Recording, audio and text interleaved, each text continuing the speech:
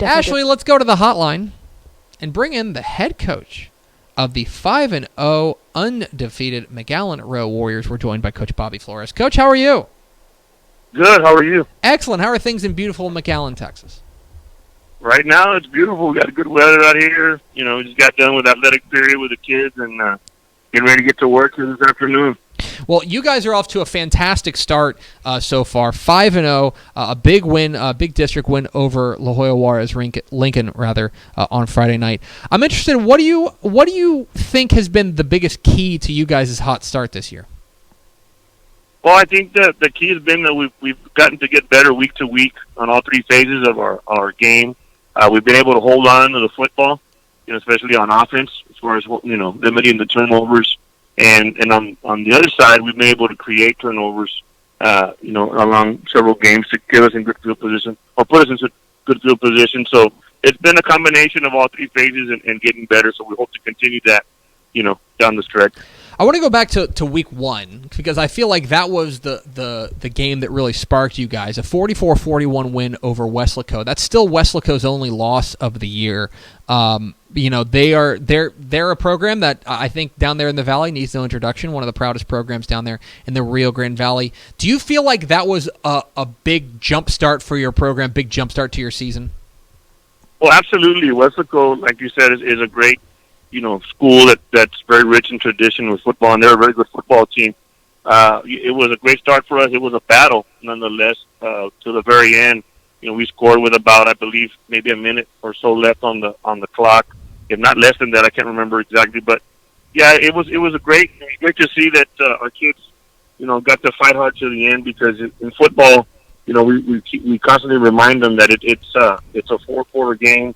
We came out and made some mistakes early. We were able to rebound and finish strong. But to their credit, they had a great team also. I mean, they had a pass also to the very last second that was close in trying to come back to beat us. So, but no, it was a big win for us.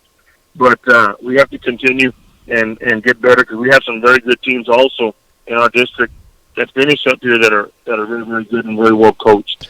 Well, one of those teams you guys beat on Friday night, La Jolla Juarez Lincoln, I think a team that's probably better than their record indicates, but you guys jump all over them early. 20-0 at the end of the first quarter, 37-0 at the end of the first half.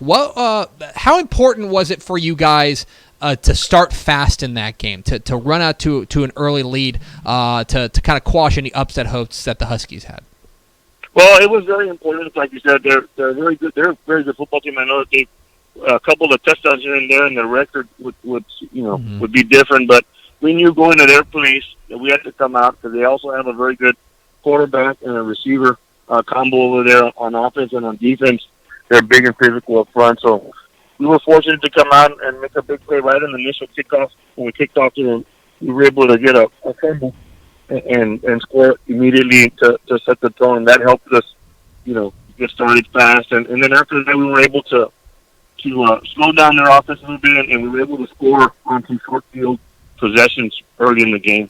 We're talking with Bobby Flores, the head coach of the undefeated McAllen Rowe Warriors here on Texas Football Today. Get involved in the conversation, hashtag TF Today. Coach, I don't mean to bring up a sore subject, but if you go back to last year, 5-5, you guys basically narrowly missed the playoffs essentially in the final week. I'm interested, has that been a motivating factor for you guys throughout the offseason and in the early going?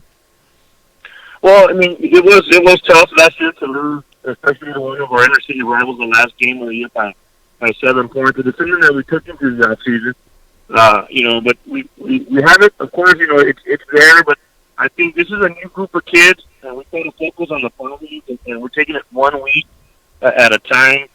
Of course, playoffs being one of our goals, along with, possibly, making a run at a district championship. But we try to focus mainly on week to week opponents and getting better. That's where we've focused our attention, and we have a good group of seniors that we're hoping to continue that, for them to continue to lead us and for us to work hard. Well, and one of those seniors, is your quarterback Jonas Ortiz, and I can talk about the numbers, that he's completing 77% of his passes, that he's thrown for 16 touchdowns against just one interception, and obviously is the most important thing is that he's 5-0 this season as the quarterback. But you're the guy who gets to see him every day in practice. What is it about Jonas Ortiz that makes him special? Well, number one, he's a kid that works extremely hard in both the classroom and on the football field. He's a kid that also is very hungry. He doesn't sit well with anything. He always challenges himself week to week, and he leads by example. Also, he's a student of the game, so he comes in with a frame of mind of studying week to week what we're going to be going up against, and and he brings a lot of energy. So we're fortunate to have him because he also he's another coach for us on the field. And, he just, like I said, he just brings a lot of energy week in and week out. And he's that on top of he's a coach's son as well. So I've said that since he started for us as a sophomore. He's a coach's son. I know his dad's a defensive coordinator out in La Grulla High School. And he's instilled in him some very good work ethic. And I think that carries on and helps us tremendously. On the other side of the ball, your defense is off to an excellent start this year as well, and a lot of it can be traced back to your outstanding senior linebacker, Josiah Alonzo, a 3-year starter, a guy who I think it's fair to say is not going to intimidate a ton of people walking off the bus. He's just 5'8", 160 pounds, but this guy is a workhorse. What can you tell us about this young man?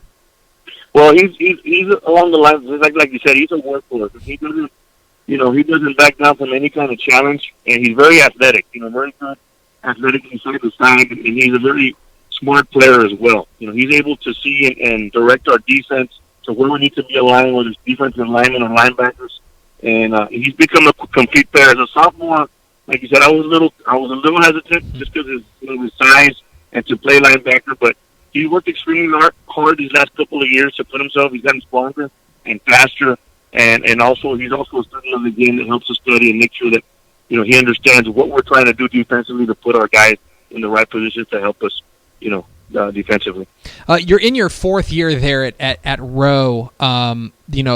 Down there in the McAllen area, I know that it's always heated competition down there between everybody whenever they get together. But Rowe has been a program that we've kind of been waiting to get back on track to really have that big program. It looks like you guys are really trending in the right direction. I'm interested, over the course of maybe since you arrived, can you notice a difference in the program that you've seen from when you arrived to what you're seeing now? Well, I mean, the ECU has always been, we've had a lot of pride in our school. I've been there I'm going on my 20th year coaching as an assistant and moving on up. But I have to give a lot of credit to our staff, my football staff, and our administration here at McAllen. In McAllen, we have a lot of support, and we've been able to work together, and provide, just some guidance for these guys. I mean, they've always had it in them.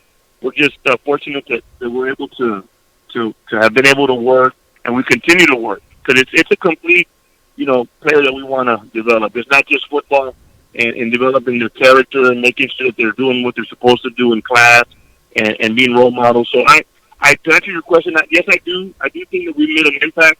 I know we've always had good kids, though, but the credit goes to my staff, as far as my coaching staff, and otherwise our administration and the district that's always been so supportive. We're very blessed to be in this situation where we have a lot of support. Bobby Flores, McAllen Rowe, joining us here on Texas Football Today. Coach, it's on to the next one, and it seems like you guys don't get any sort of break. You guys now take on a PSJA North squad that's feeling pretty good about themselves. 3-2 at the moment are the Raiders. I don't want to ask you to give away your game plan, but when you take a look at what you're going to be up against this Friday night, what do you see? Well, they're absolutely. The Raiders are a great football team, and they're very well coached. They have several very, very good athletes on both sides of the ball. So, we're going to have to come out and play very, very good football, very sound football all the way across. They have some weapons with their quarterback, Rangel. He's a returner for them. He's got a very good, strong defensive front, and they're a team that went, 2 rounds last year in the playoffs. So, what we need to do is that we need to focus on obviously, like we said earlier, is not turning over the football, taking care of the football, being able to withstand drives and score. Because we know they're going to be up for this game and up for the challenge. And if you look back at some of their losses, they're 1 or 2 possessions away, from also being, undefeated. So we have to just kind of look, past that, and of course we respect them. We're just going to have to, we're going to have to play well in order to beat them. And finally, Coach, when you kind of zoom out, you take a look at District 36A. It seems like at the very least, the top 5 teams all pretty evenly matched. A lot of parity there. I know folks know McAllen Memorial is a squad that's always going to be in the mix. Mission, PSJA is having a really nice year this year. You add in the team you're up against, PSJA North. From your perspective, when you take a look at the way the District 36A is shaking out, what do you see from your end of things? Well, it's going to be a battle to the end, and you said it right, and I truly believe it's not just a handful. It's all the district. I mean, anybody can beat anybody on any given week. You got a very powerful squad, like you said, in PSJA. That they're the defending champions. They're playing very good football. You have Campbell Spates that we have to face there down the road with his just outstanding running back, and he's got a good very good defense and teammates, and Coach Littleton, doing what he's done year in and year out. PSJA North, we're going to face them. Coy Detmer out of Mission, they have a very good offense, explosive, and you can't count La Jolla. Those are the teams that we have. So we know that all these teams, are right there up with everybody. I think everybody's evenly matched. Mm-hmm. It's the team that comes out that makes the least amount of mistakes and that can execute on all 3 phases in order to win, because that's what it's going to take. It's going to be a grind till the end, in my opinion. He is Bobby Flores. He's the head coach of the 5-0 McAllen Rowe Warriors. Coach, really appreciate your time. Congratulations again on your big week, or your big win last week, and your great start. And best of luck this weekend down the road. I appreciate that. Thank you for the time. Thank you. There he goes, Bobby Flores, the head coach of the McAllen Rowe Warriors, looking for their 3rd playoff appearance in 4 years. When you've already matched your win total from last year in 5 games, pretty good things. They're trending up, and that's tough. This is a big game this week. PSJA North, if they can win this game against PSJA North, they've got to feel really good about their standing. They got to feel really good about where they're heading. Even with I would say some of the tougher teams still to come in that district. They still in fact, you can make an argument that they still have 3. They're still about to play 4, probably including them, the other 4 real contenders in that district. They still got to play. They still got to play PSJA North. Still got to play PSJA. They still got to play at Mission, and they still got to play McAllen Memorial to finish the year. You add in a team like La Jolla as well.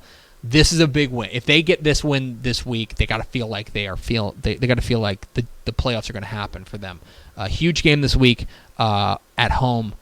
Big game for them as they play PSJA North. We appreciate Bobby Flores taking a little bit of time for us. Very cool. So appreciate him answering the phone, which I definitely gave you the right phone number. We finally got the right number. I copy-pasted it. Well, you messed from Control C to Control V. Something went wrong. He that was his office number, and then I sent you his cell phone number, and he answered his cell phone, which means he just wasn't in his office. It's fine. It's fine. I'm glad we got Bobby Flores. Yes, thank you, Coach. Yes.